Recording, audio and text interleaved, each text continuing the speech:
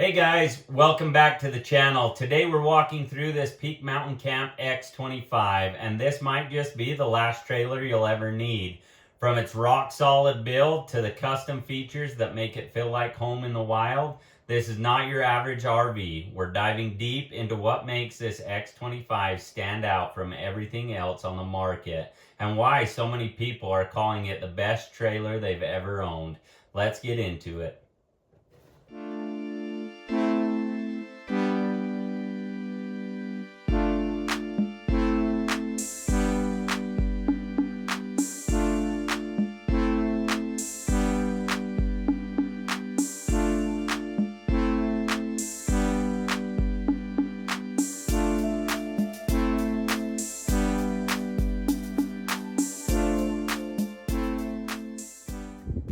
Alright guys, as I mentioned on the introduction, this is an X25 camp. So 25 foot from the bumper to the tongue, which would give you a 19-foot living space. So all of our camps here at Peak Mtn Camps are custom built, so we can do them in any length, gooseneck, fifth wheel, really whatever you want, triple axle. Those of you that have watched the channel have seen what we do. If you haven't watched the channel, go back, watch some of the other videos, find what you like.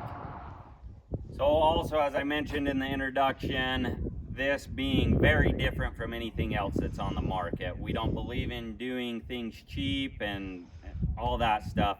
Every camp that we build is built to the same quality standards, whether it's a smaller camp like this or our biggest models. They're all built to the same as far as quality, materials used, all of those things. So every frame is specifically engineered specifically to your layout, the weight distribution, all of those different things, so that the toe characteristics are perfect. They're not light by any means. This one's going to come in right around 9,000 pounds. So, you know, compared to an average RV, they're going to be quite heavier, but you'll never pull anything, especially in the bumper pull form, that pulls as good as what these are. And so all of these, until I go to a triple axle or a gooseneck, they're all going to have a 6-inch frame rail. Runs the entire length of the camp. Everything, I'm not using anything light. Everything's heavy, because I'm of the mentality that I would rather have it and not need it than need it and not have it. So that's how we do things here. They'll come with your 7-gallon 30-pound propane tanks. Nice cover setup. You've got your electric jack. This is an option. You can do a hand crank. You can do a number of different configurations here. 2 5/16 ball with an adjustable coupler. So if you have an adjustable hitch on your truck, we can really fine-tune those ride characteristics to where very seldom do I ever do equalizer hitches. If a trailer is built the way that it should be, and you get the tongue weight as well as the axle placement in the right spot, they pull great. So I don't worry about any of that stuff with these. If you feel more comfortable, we definitely can do them, but it's not something that I think that you would need. You've got your fold-up steps. You can see these have a lot of ground clearance. Average height on one of these is about 29.5 inches from the ground to the bottom of that. So really good ground clearance to get it into those places that you want, especially when you go to a smaller camp this size. There's not really any place that you're going to take your truck that you couldn't take one of these. So that is nice, having a little more compact. You've got storage up here. This is hinged. So that's one thing. When we design all of these camps, we design them with usability in mind. So we want to utilize every inch of space. As you go through a lot of the RVs and different things that are on the market today, you look in a cabinet and there's a water heater, there's a furnace or something, to where that space is no longer usable to you. As we design these, we want them to be usable, and so we try and give you as much space. And granted, like I said, where they're custom, you can do all sorts of different bed configurations, layouts, everything that way. But we really look at those plans and we don't just say, yeah, we can do that. We want to utilize that space and give you the best bang for your buck. So as we move around to the side, nothing really different here. You can see that we've got an aluminum skin Okay, that's something different. Most of your travel trailers now, you're gonna see a fiberglass. And we get asked why we don't go to a fiberglass. Well, it's because we run a repair business and we work on thousands of trailers every year. In fact, I'll have her turn around right now and look at the front of this trailer right here. That's exactly why we don't use fiberglass, because eventually it's going to delaminate, it's going to pull away, and it's going to look like that. That's probably an 8-year-old trailer.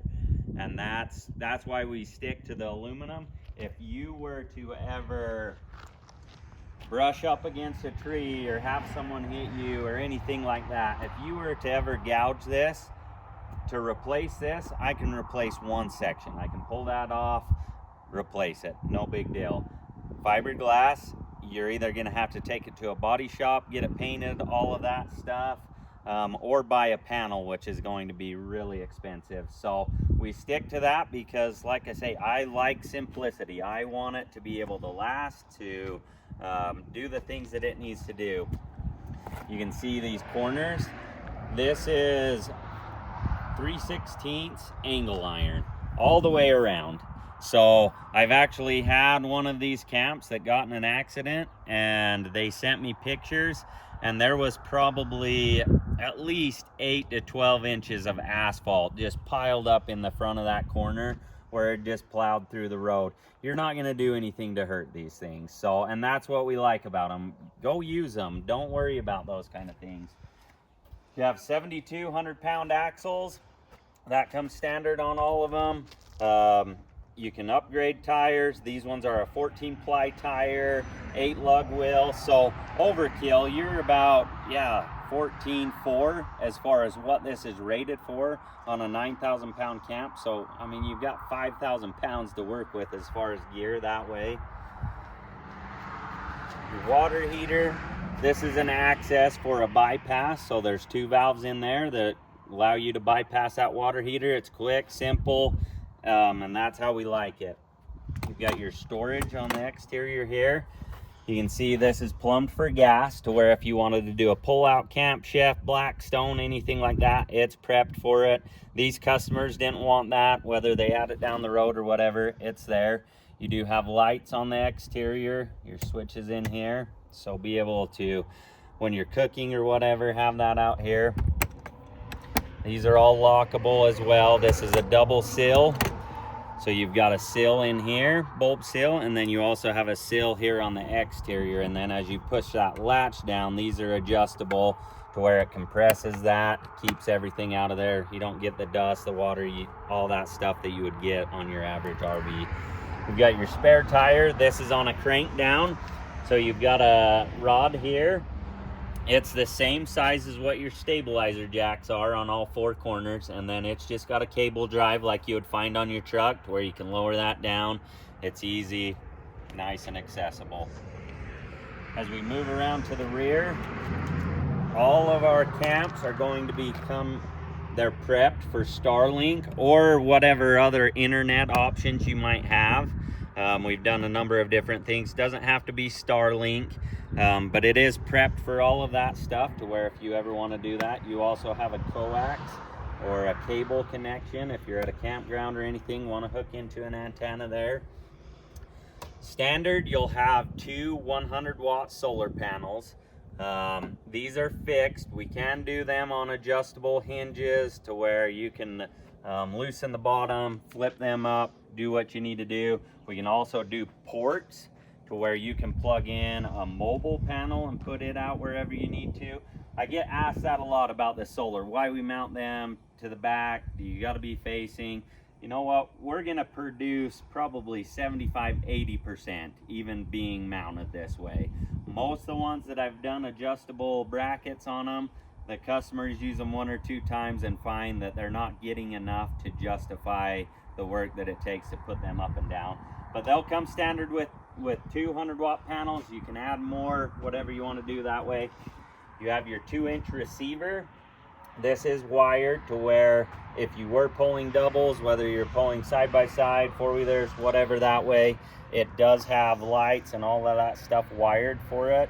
Or you can do a bike rack or anything that way on it. In the rear on this one, you have your freshwater storage. This is a 42-gallon freshwater tank. You can see we've got our drain valve and then our bypass valve. Well, this is our winterization tube, so matter of putting an antifreeze jug in there, pump it through. I'll bet I can winterize this thing in probably 5 to 10 minutes. It's super quick, easy, and then lots of storage back there as well. Moving to this side, we've got another outside storage compartment. This holds our batteries. You've got six 6-volt batteries. These are 224 amp hour batteries. So a big bank, you're roughly what, 675 amp hours. And so that's adequate to run everything. When you match that with the solar, we're good here. You've got your solar controller back here, some lights, some different things, and then lots of storage back here. So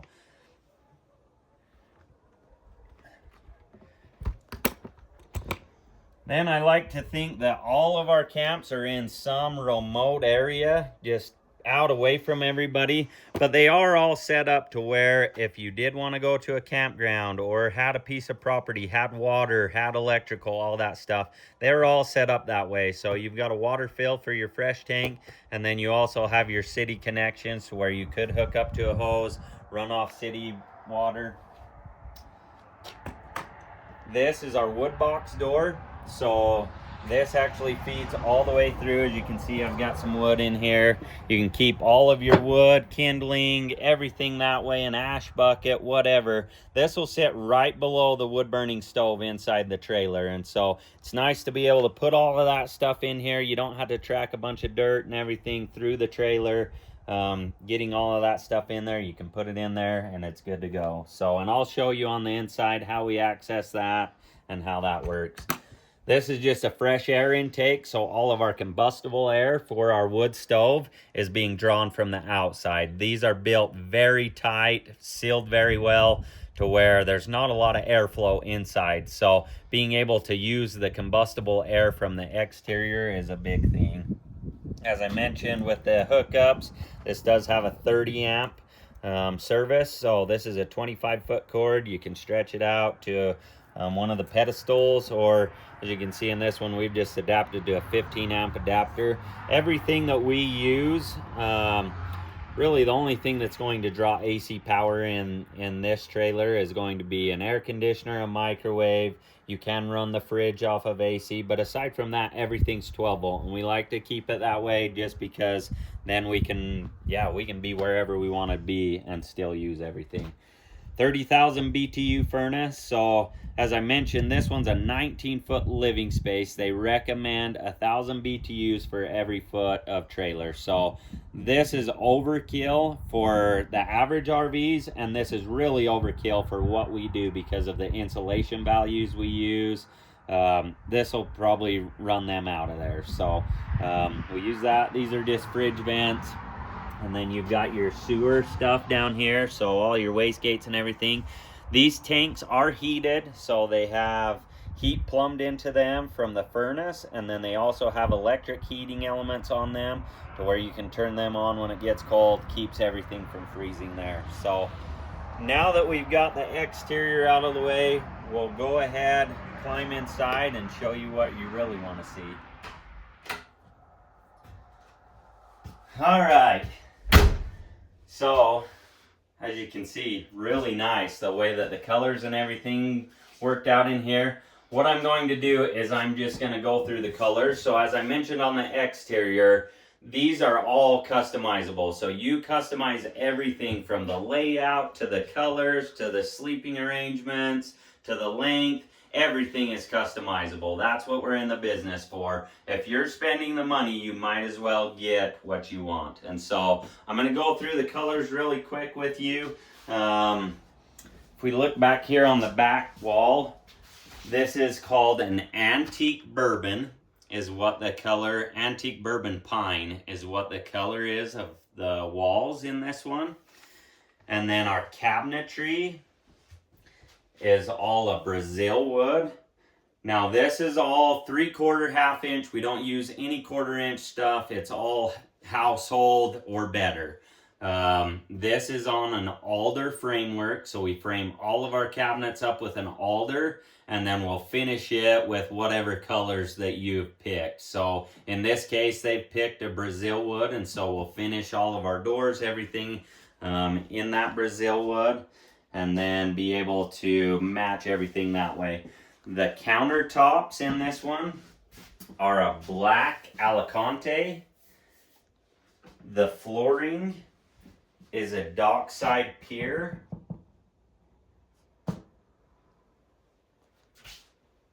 And then what we'll do, I think we'll just do like we do in all of our videos. I'm going to start up here at the front, and I'll show you some of the features, tell you a little bit about this. One thing that I want to stress in this video, I don't talk about the construction of these a lot, but I get a lot of questions about it. And so I can make bold claims and say, this trailer's better than anything built.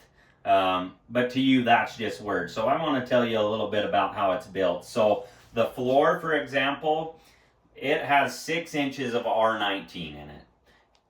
Tell me a trailer that has anything even close to that. Okay, so that's just saying, you know, the insulation value's there, but the ceiling is also 6 inches thick with R19 insulation in it. And then our walls are framed up just like a house on 2-foot centers, with a 1/2-inch sheet on the interior, insulation in the walls, and then we do another 1/2-inch sheet on the exterior, a Tyvek moisture barrier, and then we put the metal on it. And so we don't have any issues with appliances. Our fridges get really cold. They stay cold. Our furnaces warm it up in here. They don't run a lot. They don't use a lot of battery. They don't use a lot of propane. Water heaters, same thing. All of those things function so much better because we place them in an environment where they can succeed, where they can maintain them temperatures. In our repair business, we get complaints all the time about the furnaces that, they run nonstop. They kill the batteries. They use propane. Well, that's because they're trying to keep a cardboard box warm. We don't do it that way. Like I say, we want something that's going to hold up. So, 7.5 feet tall, 102 inches width as far as exterior. So you're 8 foot wide on the interior. As I mentioned, on the outside, this one is a 19-foot box, so a little more compact, but still very usable. You've got your coat closet here. You've got lights in here. You've got a hanging rod. Keep all of your stuff there. And then as we work down below it, I'll mention this too. Like all of your hardware, these are all household stuff. These are slow close hinges, nicer than the hinges in my house. So you've got your drawers. These are all dovetail drawers, 1/2-inch dovetail drawers. These do have the latching slides on them, so as you slide them back, they'll catch. I'm sure a lot of you can relate to showing up at your campsite, your drawers being out, crap being all over. We don't want that. So we do have thumb latches on them as well, so you can latch them, keep them secure. This one, we've got your stainless steel fridge freezer combo. This one does have the furnace below it to elevate that fridge up so that you don't have to bend down to get to the bottom of your fridge. You can get all of that stuff easy. I like that setup. You can do a number of different things. Like this one, they didn't want the built-in microwave, and so they opted to raise that up, and then they just wired this cabinet so that they could put a microwave in here. Now we can do the built-in microwaves. They look really sharp, but if I do this setup with the furnace underneath it, I've got to either place it somewhere else in the trailer or do something different that way. So big freezer. And then as we move to the front, we've got nice storage there next to your range. You've got a little counter space here. You've got all of your monitoring systems, switches, everything here. This will show you all of your tank levels. It'll give you your battery voltage. It'll tell you all of that stuff. So it'll even give you alarms. So as you can see, we're getting an alarm now. What I've got it set for is once we drop below 15 or 20% on a freshwater tank, it's going to give me an alarm. It's going to give me an alarm when I'm above 75% on my black and my gray holding tanks. It'll give me an alarm on my battery voltage. So, and you can set all of that stuff up to do whatever you want. Got our water pump switch, water heater switch, and then we have all of these. These are all options on all of our camps. So you can do like interior cabinet lights would be in all of your cabinets on the inside. This is a circulation fan. This is probably one of the coolest things that we do. Because we do the wood stove in them, most of the time in the winter, you're probably not going to be using your furnace. You're going to be using that wood stove. So when you're doing that, we still want to get heat down into that tank enclosure that I showed you on the exterior. So by turning that on, that's going to pull air from the wood burning stove, that warm air, and it's going to circulate it throughout the trailer as well as into those tank enclosures. And so that allows you to use that, whereas even if you turned your furnace on, if you were using the wood stove, that thermostat's going to be satisfied and it's not going to circulate that air. So having that's nice, especially in the cold months. These are those electric heating elements I was telling you about on the exterior. This one is for your drain pipes.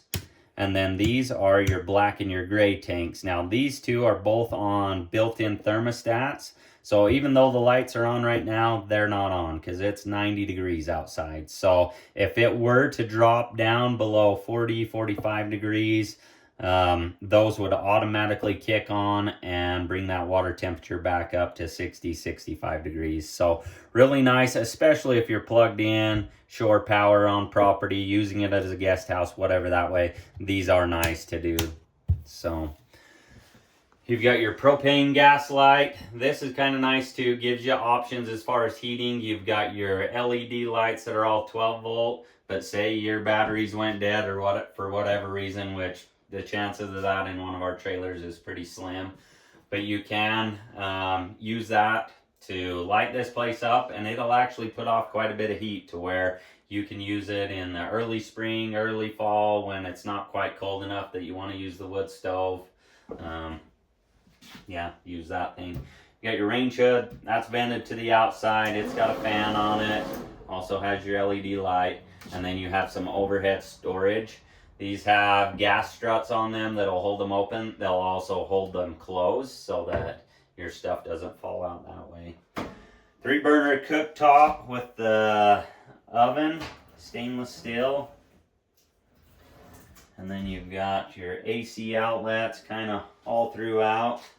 And then the star of the show, I normally have these always burning in the videos, but it's blazing hot and I didn't want to sweat in here. So we don't have it burning, but this thing, it's a game changer. When you've stayed in something that's as well insulated as one of these and then have some wood heat, it'll change the way you camp. So, and then we come back to the bed area. So this would be known as a traditional layout. You have your benches on the sides, and then you have an upper bed. You have a pull-out table. So this will pull out all the way. Okay, nice, stored away, everything. And then one thing that you probably can't see in the video is this is actually a trundle bed. So this will pull out. I'm actually going to link to a different video. Maybe throw in an insert of me pulling out another bed to show you. But basically those cushions will be removed. You can pull that out. There's another mattress in there to be able to sleep more people, or that's a big drawer that you can use for storage. So whether you keep a blow-up mattress in there or something in case you sleep someone, but aside from that, you have, I mean, this is a full-size mattress up here, so you've got 57 inches of storage in there, and it's about 10 inches deep. So lots of storage in there if you weren't using it for sleeping. You do have these soup boxes, or what they are called. They'll fold up. You've got some storage there, as well as some storage below. And then the same thing on this side. This side, because this camp is so small, it does lack a little bit of counter space, especially where it's got this big double stainless steel sink. You don't have a lot of counter space on this side, and so what we've done to allow them to have some more counter space is this has got a flip up countertop that'll allow them to have a little more counter space, and we can do that in all of them. We do some pull out cutting boards, all sorts of stuff, breadboards. I'm going to turn this off so you don't hear that alarm. But you've got your tip outs on these three, and then you've got your row of drawers, and then just open storage. But you can see this is a big stainless steel sink, all household fixtures, pull down, not the plastic chintzy stuff that you see in the RV industry. More overhead storage. This one does have the stereo, and it's got USB ports, all of that stuff throughout it. Like I mentioned on the outside, it's set up for Starlink. This one doesn't have the air conditioner on it, but all of our camps are framed for air conditioning, whether you want it or not. It just, that way if down the road you decide you want it, it's just a matter of me putting it on. Or say, I hope that you never have to sell one of our trailers, but if you did, we can always throw it on for the buyer, potential buyer, however you want to do that. Does have the fantastic fan as well. This you can pull air in, pull air out, set different speeds. You can actually set a temperature on it. Let me grab this remote. So if you look at this remote, what it's got is it's got a manual setting and it's got an auto setting, and then you can see temperatures on this side and percentages on this side. If I turn this on, I can set this, say I want to set this at 70 degrees. What it's going to do is it's going to decide what it needs to do to reach 70 degrees, whether that means pulling air in, you know, at a fast rate. Right now it's not running, I wouldn't say that it's running at 100%, so it's just trying to cool that down. Whether it can actually get it to 70% is a different thing, but it's sure going to try. Another cool thing about it is it does have a rain sensor, so if it starts raining and you're out and about, it'll close automatically, keeps everything nice and dry. So last thing we have in this one is going to be our bathroom. And you might be wondering why this is hinged this direction. I get asked that quite frequently as well. What this is, because when you come in this bathroom's actually pretty good size for this size trailer. But this just allows you some privacy if you were to do a stop. You've got your closet up here, everything. You can get undressed, you can change, you can do all of that. And so that's a lot of why we do it that way. So this one, they didn't do a vanity in it. Most of them will get a vanity up in here, but they put the toilet kind of in that corner to give them more room in that shower, and then have done a medicine cabinet up above.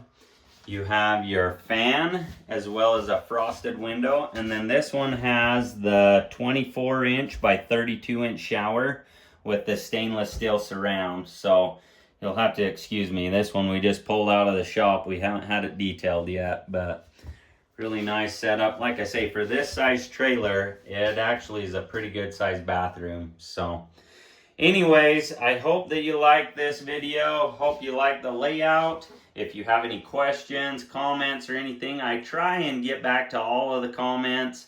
I know there's going to be some comments about pricing, and I'm going to tell you right now that really the best way to get pricing on one of these is to reach out to us, whether you call us 435-462-7325, or you can email us at sales@peakmtncamps.com.